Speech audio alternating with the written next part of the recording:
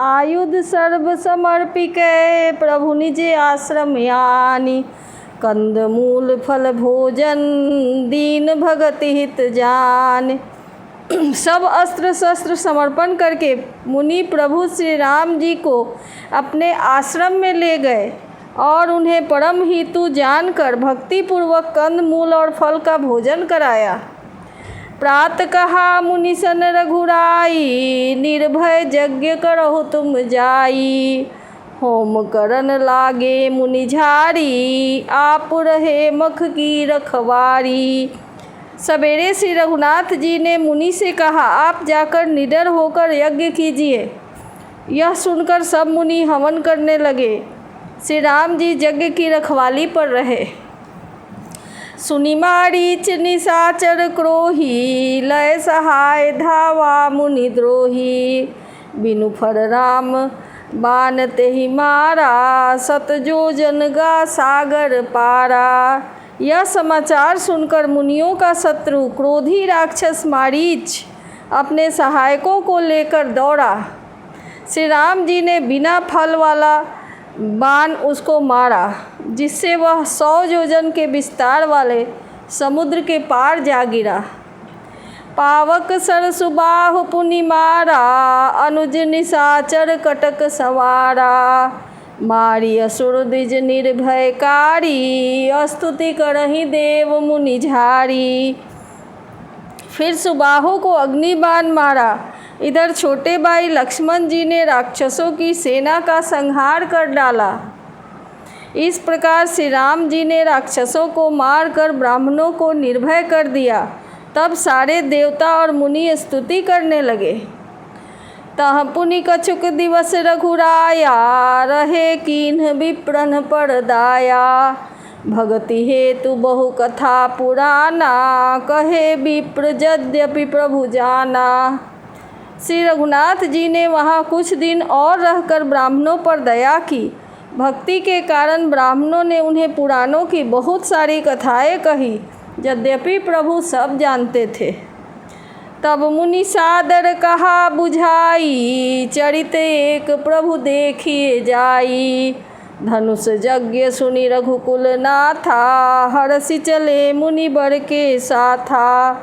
तदनंतर मुनि ने आदर पूर्वक समझाकर कहा, हे प्रभु, चलकर एक चरित्र देखिए। रघुकुल के स्वामी श्री रामचंद्र जी धनुष यज्ञ की बात सुनकर मुनि श्रेष्ठ विश्वामित्र जी के साथ प्रसन्न होकर चले। आश्रम एक दीख मग माही, खग मृग जीव जंतु तह नाही।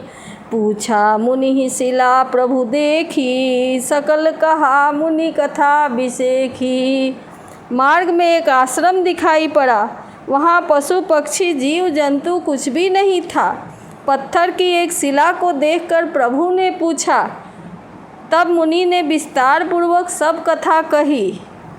गौतम नारी श्राप बस, उपल देह धरि धीर।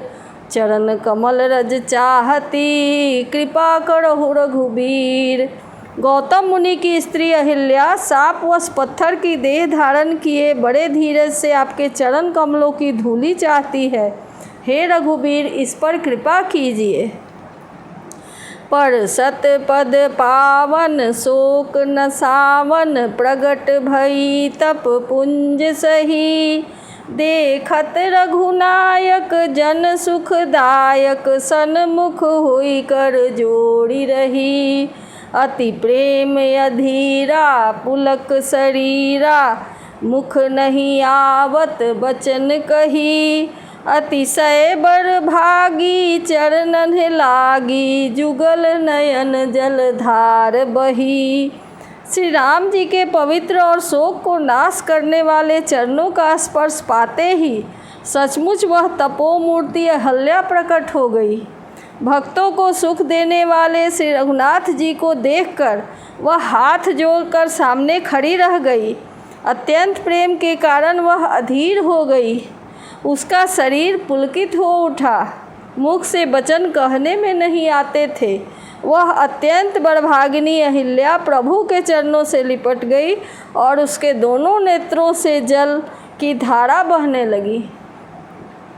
धीरज मन कीन्हा प्रभु कहूँ चिन्हा, रघुपति कृपा भगति पाई। अति निर्मल बानी स्तुति ठानी, ज्ञान गम्य जय रघुराई। मैं नारी अपावन प्रभु जग पावन, रावण रिपुजन सुखदाई। राजीव बिलोचन भव भय मोचन, पाहि पाहि शरण ही आई। फिर उसने मन में धीरज धरकर प्रभु को पहचाना और श्री रघुनाथ जी की कृपा से भक्ति प्राप्त की।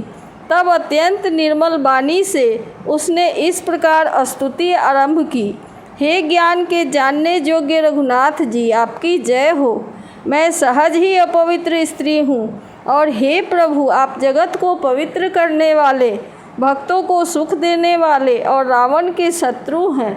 हे कमल नयन, हे संसार के भय से छुड़ाने वाले, मैं आपकी शरण आई हूँ, मेरी रक्षा कीजिए, रक्षा कीजिए। मुनि श्राप जो दीन्हा, यति भल कीन्हा, परम अनुग्रह मैं माना। देखऊँ भरी लोचन हरि भव मोचन, इहै लाभ शंकर जाना। बिनती प्रभु मोरी मैं मति भोरी, नाथ न मागऊँ बर आना। पद कमल परागा रस अनुरागा, मम मन मधुप करे पाना। मुनि ने जो मुझे शाप दिया सो बहुत ही अच्छा किया। मैं उसे अत्यंत अनुग्रह मानती हूँ कि जिसके कारण मैंने संसार से छुड़ाने वाले श्री हरि को नेत्र भरकर देखा। इसी को शंकर जी सबसे बड़ा लाभ समझते हैं। हे प्रभु, मैं बुद्धि की बड़ी भोली हूँ, मेरी एक विनती है। हे नाथ, मैं और कोई वर नहीं मांगती, केवल यही चाहती हूँ कि मेरा मन रूपी भौरा आपके चरण कमल की रज रूपी प्रेम रूपी रस का सदा पान करता रहे। जेहि पद सुर सरिता परम पुनीता, प्रगट भई शिव शीस धरी। सोई पद पद पंकज जेहि पूजत, अज मम हृदय कृपाल हरि। एहि भांति सिधारी गौतम नारी, बार बार हरि चरण पड़ी। जो अति मन भावा सो बरु पावा, गए पति लोक आनंद भरी।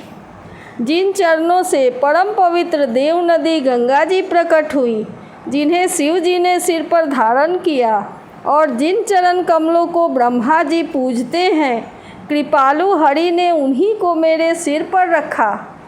इस प्रकार स्तुति करती हुई बार बार भगवान के चरणों में गिरकर जो मन को बहुत ही अच्छा लगा, उस वर को पाकर गौतम की स्त्री अहिल्या आनंद में भरी हुई पति लोक को चली गई।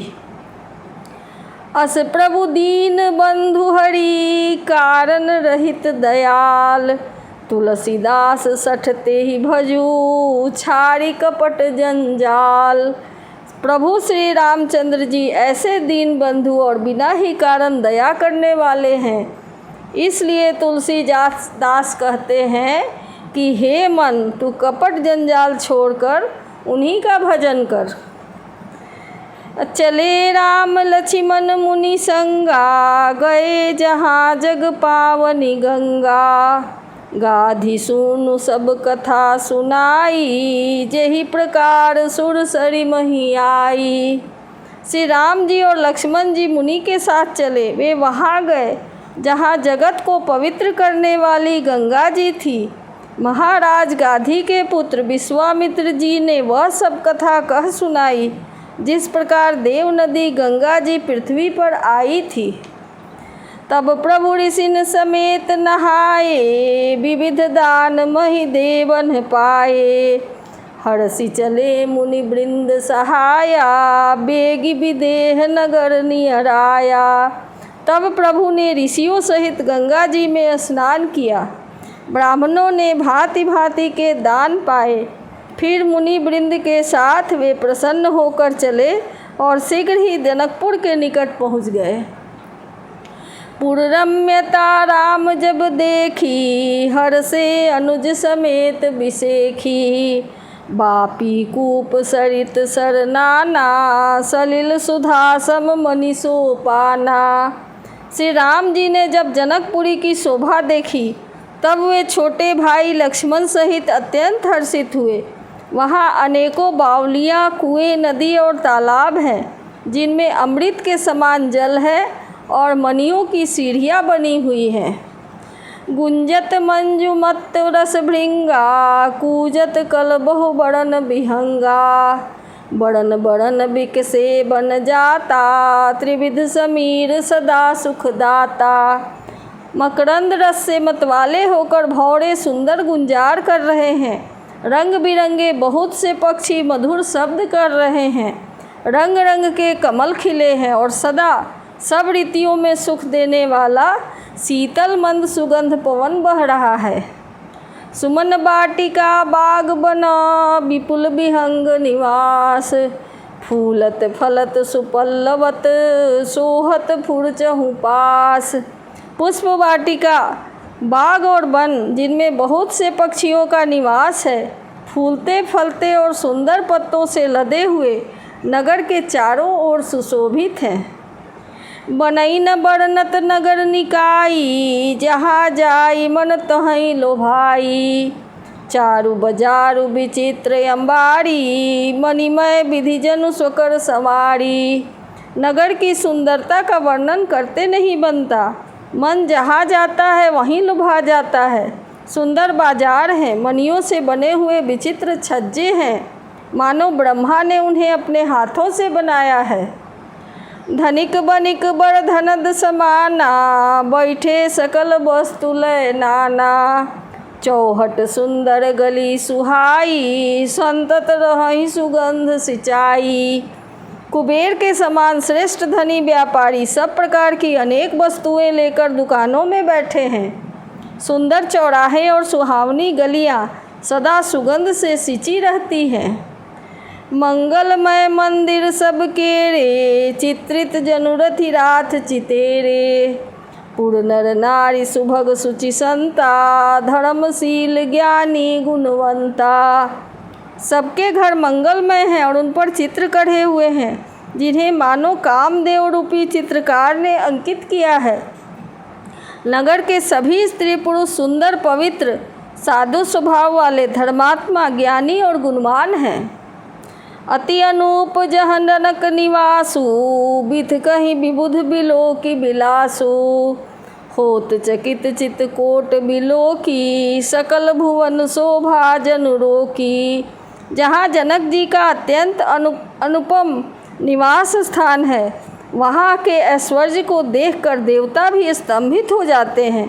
मनुष्यों की तो बात ही क्या। कोट राजमहल के परकोटे को देखकर चित्त चकित हो जाता है। ऐसा मालूम होता है मानो उसने समस्त लोगों की शोभा को रोक रखा है। धवल धाम मणिपुरट पट, सुघटित नाना भांति। सिय निवास सुंदर सदन, शोभा किमि कही जाति। उज्ज्वल महलों में अनेक प्रकार के सुंदर रीति से बने हुए मणिजटित सोने की जड़ी के पर्दे लगे हैं। सीता जी के रहने का सुंदर महल की शोभा का वर्णन किया ही कैसे जा सकता है।